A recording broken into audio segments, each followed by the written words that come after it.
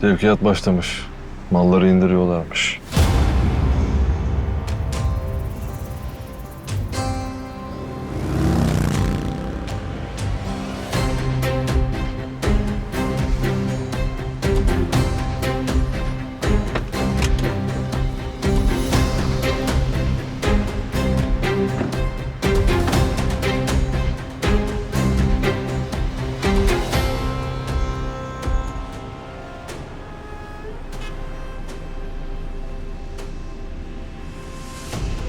Ben aşağı geçiyorum. Aziz.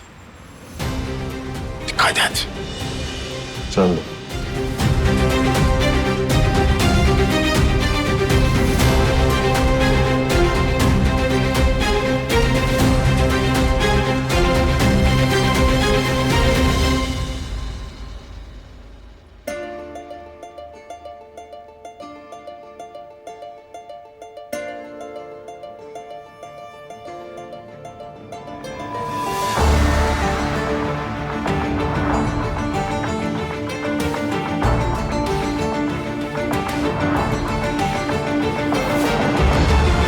Aramışım.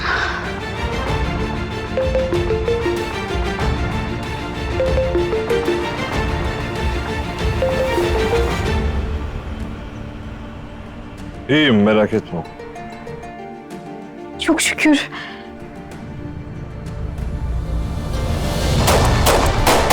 Aziz! Aziz dikkat et!